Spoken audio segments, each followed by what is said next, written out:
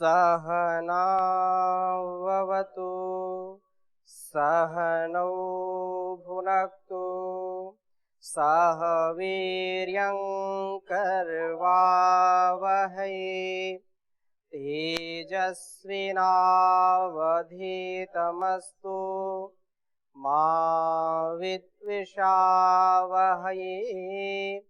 ओम शांति शांति शांति।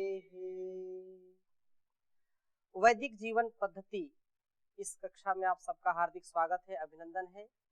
बहुत ही अच्छी चर्चा चल रही है ब्रह्मचर्य के ऊपर, और एक बार हम पुनः पिछली कक्षा में जो श्लोक पढ़े थे, जो स्वाध्याय किया था, पुनः एक बार उसकी पुनरावृत्ति करते हैं। मेरे साथ उच्चारण करेंगे सभी।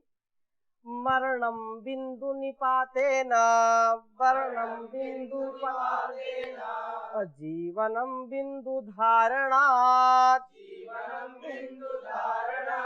यावत् बिंदु स्थिरो देहे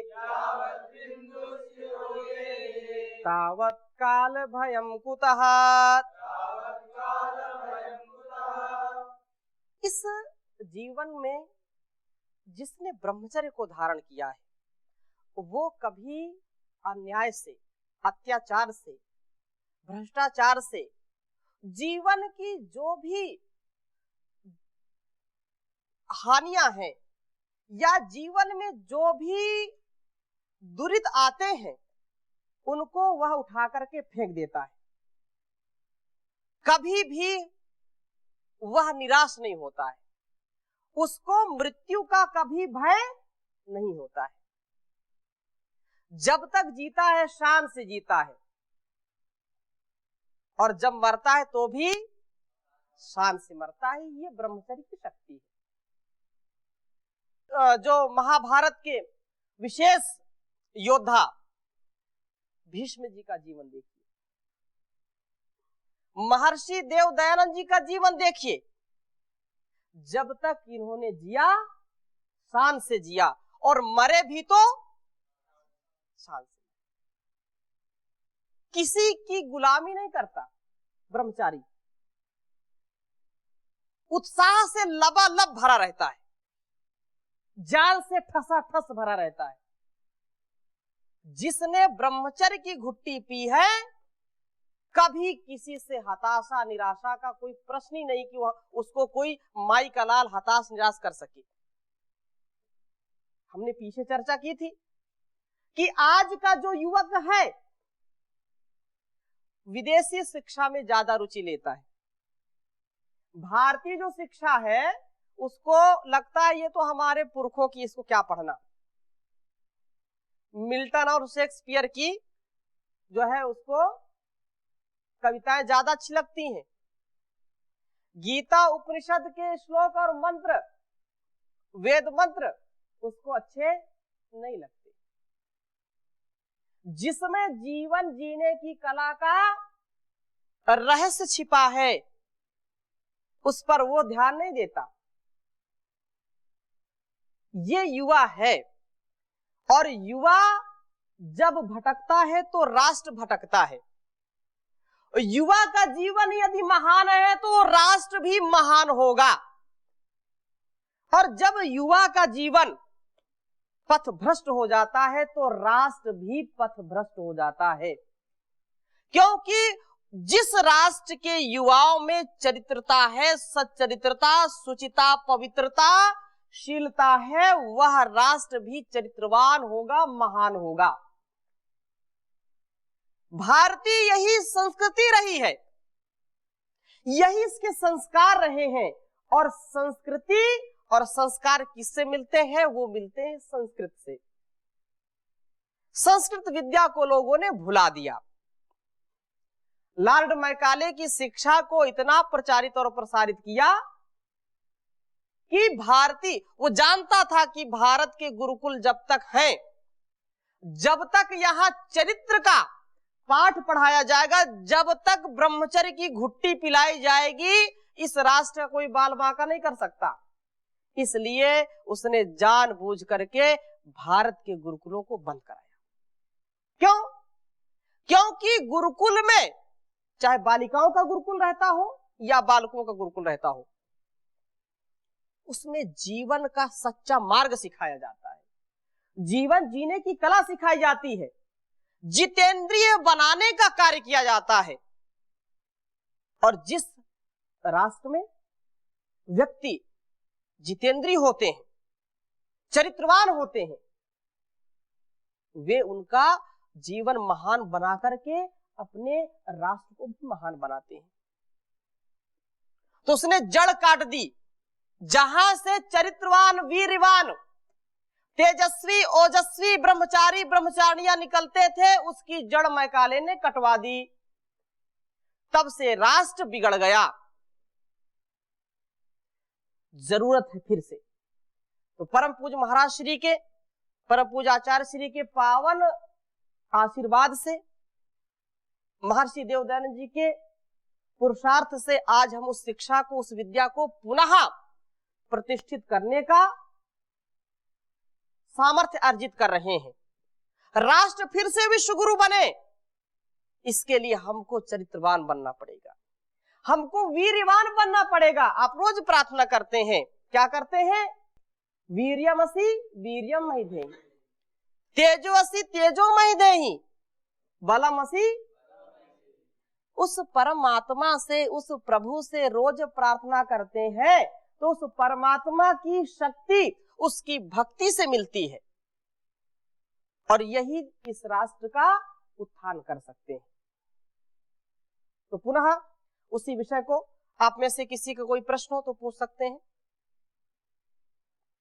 ओम स्वामी जी। जी,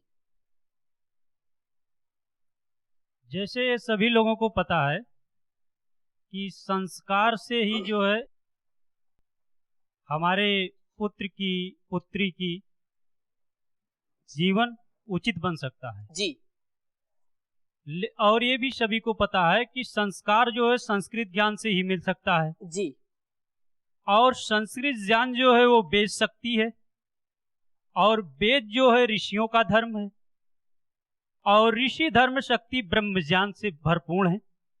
तो सब जानते हुए भी अपने परिवार, अपने घरों में, टीवियों पर ये फिल्म का चैनल क्यों दिखाते हैं स्वामी जी? ऋषियों का चैनल क्यों नहीं लोग दिखाते हैं? बस हमारा क्वेश्चन है। ओम स्वामी। ये बात बिल्कुल आपकी ठीक है, और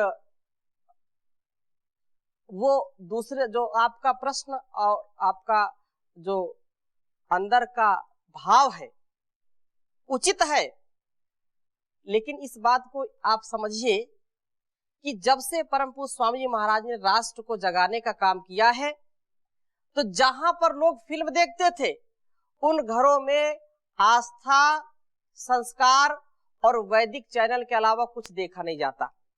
हजारों, लाखों, करोड़ों ने अपने जीवन को बदला है। इस बात को स्वीकार करते हो?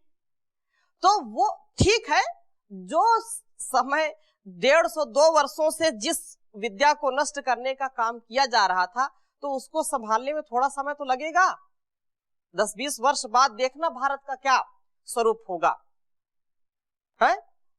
वह विद्या गई जो बनाती थी मानव, वह विद्या गई जो बनाती थी मानव, कुशिक्षा का पाठन पठन हो रहा है, ये उत्थान है या पतन हो रहा है।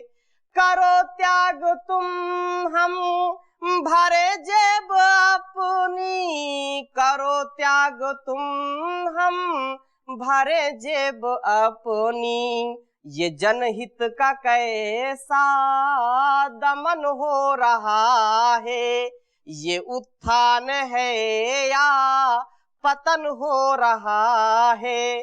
जो आपकी पीड़ा है उसको किसी कवि ने ऐसे ही दोहराया कि वास्तव में आज जैसे जैसे हम नए युग का आरंभ कर रहे हैं, नए युग में प्रवेश कर रहे हैं, वैसे वैसे हमारा पतन हो रहा है, कुछ शिक्षा का पाठन पठन हो रहा है, और यह वतन और ये चमन जो है फिर से उजड़ने का काम यहाँ पर चल रहा है। लेकिन हम इसको उजड़ने नहीं देंगे, क्योंकि हमको एक योद्धा, एक ऋषि का सानिध्य मिला है जिससे हम सभी संकल्पित हैं।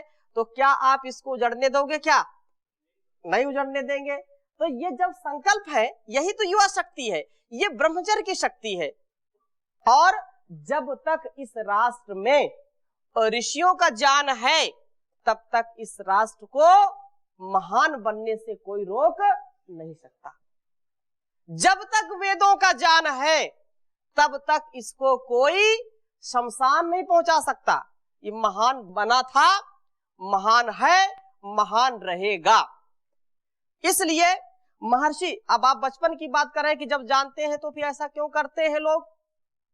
तो पिछली कक्षा में मैंने कई बार इसकी चर्चा की कि माता पिताओं को इस बात का ध्यान रखना चाहिए कि अपनी इंद्रियों को संयमित रखें, अपने आप को संयमित करके अपने बच्चों को सुसंस्कार देते रहें। महर्षि दयानंद लिखते हैं वेदारंभ प्रकरण में, संस्कार विधि में, कि ब्रह्मचर्य का जो पालन करना चाहे, उनके शब्द को मैं आपको सुनाता हूं कि इस 25 वर्ष के आयु से पूर्व ब्रह्मचारी को विवाह व विषय भोग करने का जो उपदेश करता है, उसको वह ब्रह्मचारी यह उत्तर दे। जैसे आज का जो परिवेश है, छोटे छोटे बच्चों को मोबाइल दे देते हैं, खेलो जा करके, हमको डिस्टर्ब मत करो। क्या?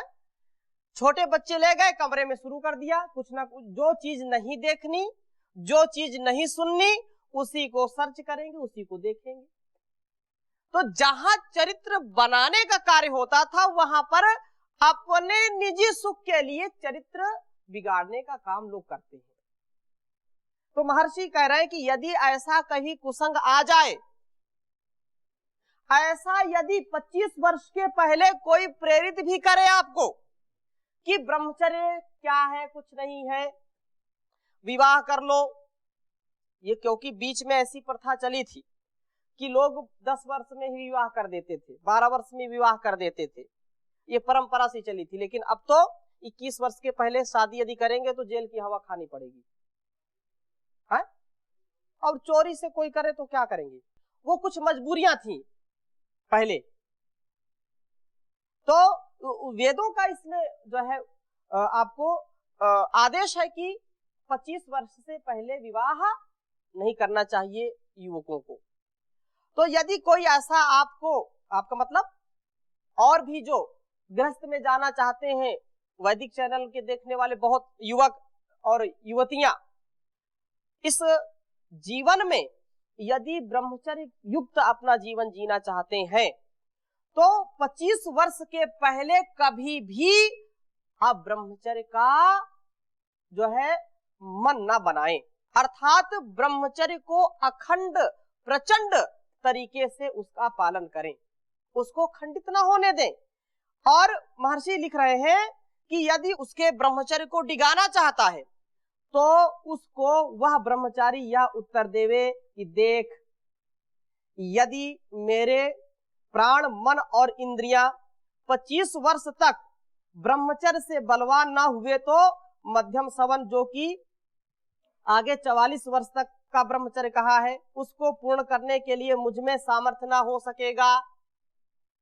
किंतु प्रथम कोटि का ब्रह्मचर्य मध्यम कोटि के ब्रह्मचर्य को सिद्ध करता है। इसलिए क्या मैं तुम्हारे सदृश मूर्ख हूं कि जो इस शरीर, प्राण, अंतःकरण और आत्मा के संयोग रूप सब शुभ गुण, कर्म और स्वभाव के साधन करने वाले इस संघात को शीघ्र नष्ट करके अपने मनुष्य देह धारण के फल से विमुख रहूं।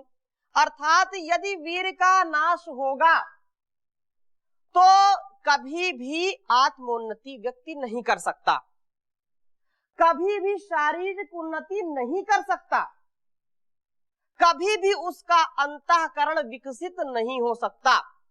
आंतरिक और शारीरिक मतलब आत्मिक दुर्बलता आएगी, शारीरिक दुर्बलता आएगी यदि वह ब्रह्मचर्य का खंडन करता है, अब ब्रह्मचर्य का जो है सेवन करता है, विषयों का सेवन करता है।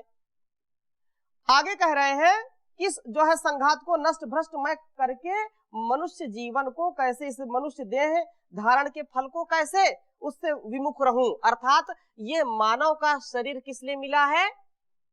धर्म, अर्थ, काम और मोक्ष की प्राप्ति के लिए, पुरुषार्थ चतुष्टय के लिए, मोक्ष की प्राप्ति के लिए, परोपकार के लिए, परमार्थ के लिए ये जीवन मिला है, परमात्मा की भक्ति के लिए। और इसको यदि मैं मिट्टी में मिलाता हूं, ब्रह्मचर्य नष्ट करता हूं, तो इस मनुष्य जीवन का फल क्या होगा? उसके फल से मैं वंचित रहूंगा।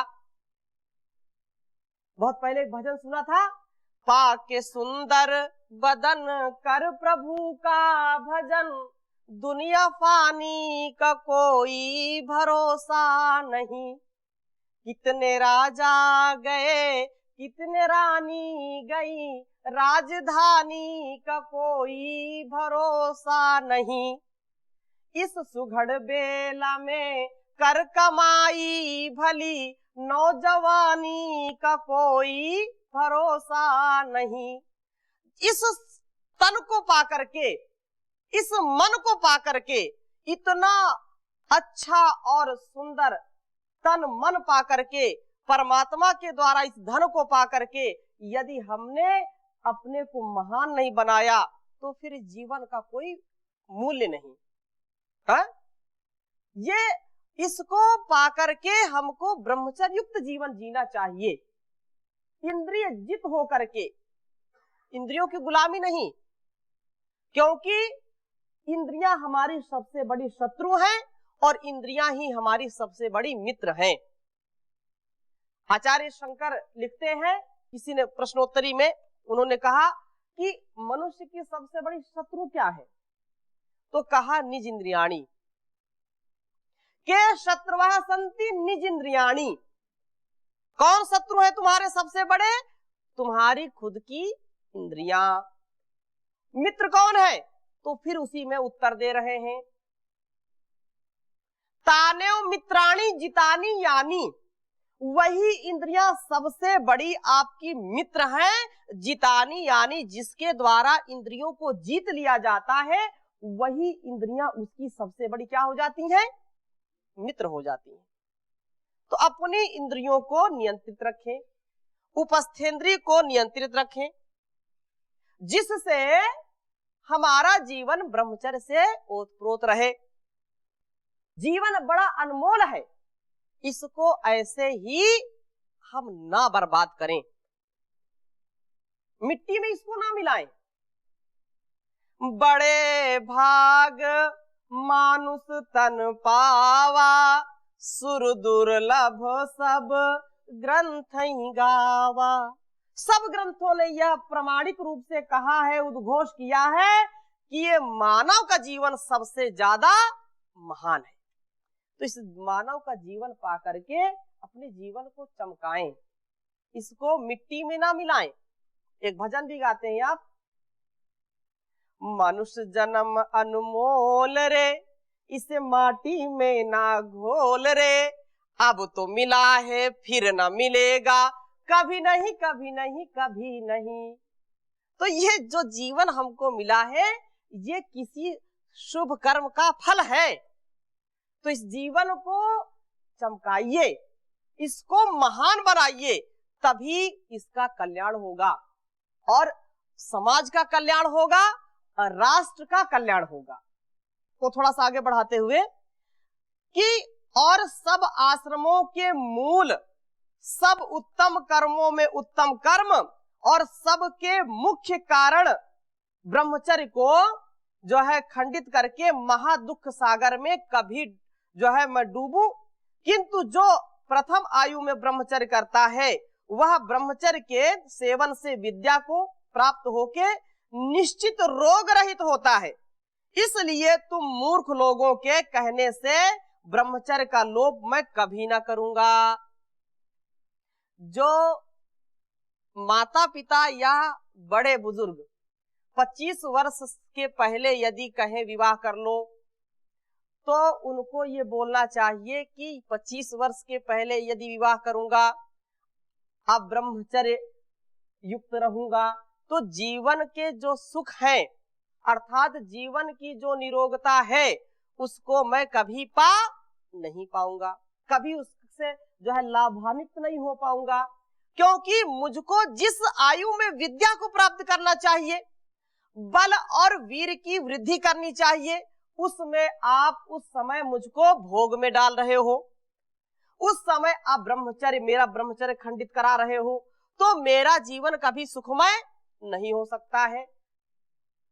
भोग में यदि गया तो रोग आएगा। भोगे रोग भयम कुले च्युति भयम वीते नृपालाद भयम मौने दैन्य भयम बले रिपु भयम रूपे जराया भयम शास्त्रे वाद भयम गुणे खल भयम काये कृतांताद भयम सर्वं वस्तु भयान्वितं भुवि निर्णाम वैराग्य में वा भयम वैराग्य में वा भयम। जिसने ब्रह्मचर्य को खंडित किया है उसको हमेशा भय सताता रहेगा, कभी भी अभय नहीं रह सकता। कभी जो है शरीर से भय, कभी संसार से भय, कभी जो है शत्रु से भय, कभी कभी मित्रों से भी भय लगता है, कभी कभी निज लोगों से भय लगता है। तो भय से यदि बचना है, उत्साह में रहना है, तो ब्रह्मचर्य का पालन करें और ब्रह्मचर्य के साथ साथ विवेक पूर्वक वैराग्य युक्त जीवन जिए। विवेक पूर्वक वैराग्य, अच्छा वैराग्य का नाम लेते ही लोगों के अंदर ये आ जाता है कि घर छोड़ देना वैराग्य है, ऐसे कहीं कंदराव में बैठ जाना वैराग्य है। वो भी एक रूप है, लेकिन राग रहित होकर के अपने उत्तरदायित्वों को निभाना, अपने कर्तव्यों को राग से द्वेष से रहित होकर के सतत उस कार्य में लगे रहना, ये विवेक पूर्वक वैराग्य है। अनासक्त भाव से उन कार्यों को करते रहना वैराग्य है। तो इस बात को हमको समझना चाहिए। तो महर्षि इसी बात को कह रहे हैं कि तुम मूर्ख लोगों मुझको ब्रह्मचर्य के पथ से हटाने का प्रयास मत करना। ये एक ब्रह्मचारी का कथन है। और आगे कह रहे हैं कि और जो 44 वर्ष तथा अर्थात जैसा 44 जो है अक्षर का त्रिष्टुप छंद होता है, तद्वत जो मध्यम ब्रह्मचर्य करता है वह ब्रह्मचारी रुद्र रूप प्राणों को प्राप्त होता है, कि जिसके आगे किसी दुष्ट की दुष्टता नहीं चलती है। जो 44 वर्ष तक ब्रह्मचर्य का पालन करता है उसके आगे किसी दुष्ट की हिम्मत नहीं पड़ती है, दूर से ही कांपता रहता, डरता रहता है। जैसे महर्षि दयानंद जी का जीवन चरित्र पढ़े आप कभी, तो उनको बहुत लोगों ने डराने धमकाने और कई बार तो उनको पीटने के लिए बड़े बड़े पहलवान भेज दिए। तो एक बार महर्षि गंगा के किनारे बैठे थे, ध्यान में मस्त थे, दो पहलवान लाठी लेकर के आए, बड़े बड़े हट्टे कट्टे, और जैसे ही महर्षि ने उनको देखा, देख करके उन्होंने समझ लिया कि इनका इरादा नेक नहीं है। उन्होंने उसको जो है महर्षि को जब देखा तो कुछ ललकारने, कुछ ऐसा मन बनाया। महर्षि ने जैसे ही जो है वो आगे बढ़े, दोनों काख में बगल में दबा लिया और धड़ाम से कूद गए गंगा में। और थोड़ी देर तक वही पानी के अंदर उनको दबा के रखा। जब वो बिल्कुल वो होने लगे तो उनको छोड़ दिया और तैर करके उस पार निकल गए। कई बार अनेक प्रकार से कोई जो है तलवार लेकर के आया, जैसे तलवार उठाई महर्षि ने तलवार पकड़ दी और तलवार पकड़ करके ऐसे मोड़ दिया, जो है तलवार टूट गई। ये सत्य घटनाएं हैं। तो ये जो महर्षि यहाँ पर लिख रहे हैं, तो ये सत्य है। जो अखंड ब्रह्मचर्य का पालन करता है वह कभी किसी से नहीं डरता, बल्कि दुष्ट लोग उससे डरते रहते हैं। इसलिए ब्रह्मचर्य करने वालों को कभी भी किसी से डरने की आवश्यकता नहीं होती है। यदि मध्यम ब्रह्मचर्य के सेवन करने वाले से कोई कहे कि तू इस ब्रह्मचर्य को छोड़, विवाह करके आनंद को प्राप्त हो, उसको ब्रह्मचारी यह उत्तर देवे कि जो सुख अधिक ब्रह्मचर्य आश्रम के सेवन से होता है और विषय संबंधी भी अधिक आनंद होता है, वह ब्रह्मचर्य को न करने से स्वप्न में भी कभी नहीं हो सकता। कहने का आशय यह है कि जो ब्रह्मचर्य में सुख है वो आनंद विषयों में कभी सपने में भी नहीं मिल सकता। बात समझ में आ रही है आपको? जितना सुख, जितनी शांति, जितना आनंद ब्रह्मचर्य को पालन करने में है, उतना विषयों को भोगने में सपने में भी नहीं आ सकता। इसलिए यह, क्योंकि सांसारिक व्यवहार, विषय और परमार्थ संबंधी पूर्ण सुख को ब्रह्मचारी ही प्राप्त होता है, अन्य कोई नहीं। इसलिए मैं इस सर्वोत्तम सुख प्राप्ति के साधन ब्रह्मचर्य का लोप न करके विद्वान, बलवान, आयुष्मान, धर्मात्मा होके संपूर्ण आनंद को प्राप्त होऊंगा। तुम्हारे निर्बुद्धियों के कहने से विवाह करके मैं स्वयं और कुल को नष्ट भ्रष्ट कभी नहीं करूंगा। तो ये उत्तम शिक्षा माता पिता के द्वारा देनी चाहिए, गुरु आचार्य के द्वारा देनी चाहिए, ताकि जैसे आप लोग प्रश्न कर रहे थे कि आज के युवक जो है या युवतियां पथभ्रष्ट हो जाते हैं, तो वो कभी पथभ्रष्ट नहीं होंगे। क्यों? क्योंकि वो जो उनको पथभ्रष्ट करने का प्रयास करेंगे, उनको ऐसा जवाब देंगे कि दोबारा वो हिम्मत नहीं करेंगे कि हम इनको अब ब्रह्मचर्य की घुट्टी पिलाएं। वो जान जाएंगे कि ये भाई अपने जो है पक्के इरादे से टस से मस होने वाले नहीं है। इसलिए इसका सभी को जो है ध्यान पूर्वक, प्रयास पूर्वक उत्तमता को धारण करने का प्रयास करना चाहिए। यही सबके लिए कल्याणकारी है, यही राष्ट्र के लिए उपकारी है। और कोई दुनिया का कितना भी ऐश्वर्य पाले, यदि ब्रह्मचर्य का ऐश्वर्य नहीं है तो ब्रह्मचर्य के बिना आपको कहीं सुख नहीं मिल सकता। ठीक है, संसार के सुख आपको हो सकते पैसे ज्यादा हो, आप अच्छे अच्छे बिस्तर खरीद लीजिए, लेकिन नींद अच्छी नहीं आएगी। जो ब्रह्मचारी है आराम से दिन भर जो है पढ़ता लिखता है, सेवा सत्कार करता है, रात में आराम से सोता है, चैन की नींद। लेकिन जो अब्रह्मचर्य युक्त रहता है तो उसको अच्छी नींद भी नहीं आती, जठराग्नि मंद पड़ जाएगी, आंखें धस जाएंगी, दिखाई कम पड़ेगा, अनेक दोष उत्पन्न हो जाते हैं। इसलिए ब्रह्मचर्य का पालन आवश्यक है। आज की चर्चा में यही तक, शेष चर्चा अगली कक्षा में करेंगे। ओम शांति शांति शांति।